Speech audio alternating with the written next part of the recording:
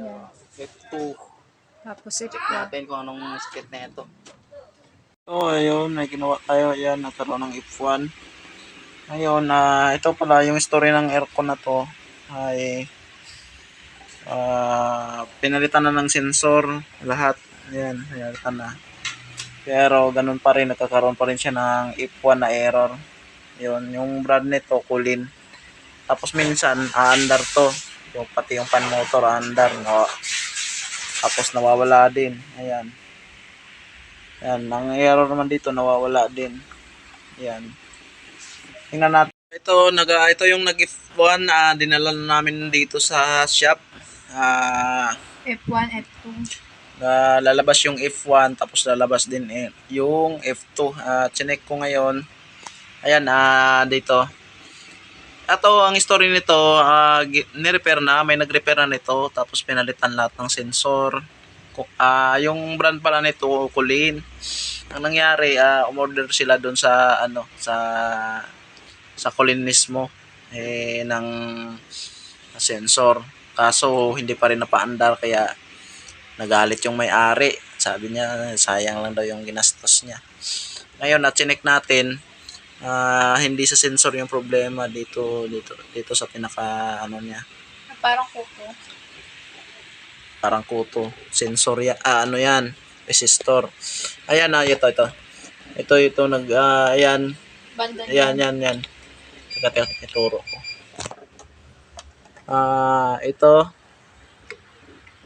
Yan, yung pinaka gilid na yan. Ayan, ito.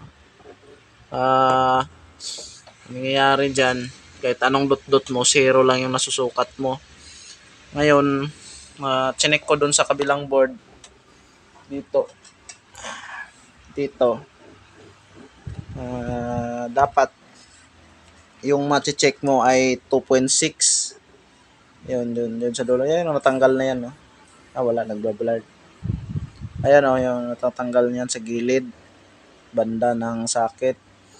Ayan, yan yung nilagay ko dito sa natin.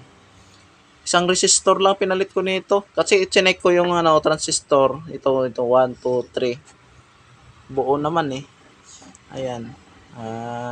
Paandarin na natin kung gagana ba siya o ano. Pero hindi lahat ng natin, diba? Ayan. Pasyambahan lang. Ayan. Yan. Dati lalabas kaagad yung F1, F2 niyan, hindi siya magalabas yung number.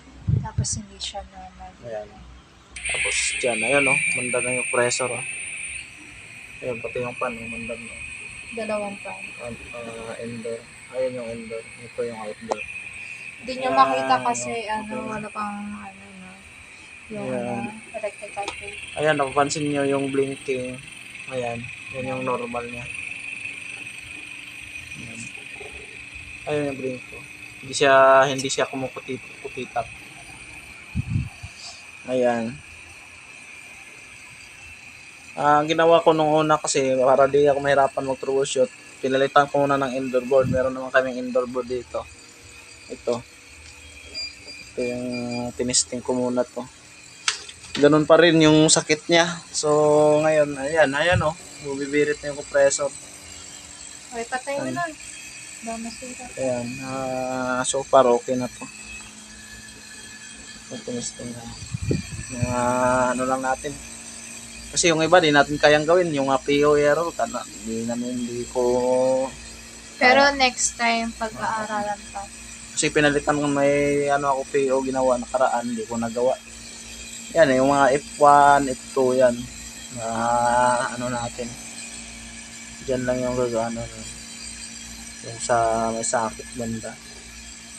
Ayan tuloy-tuloy na yung andar ilang minuto na yan.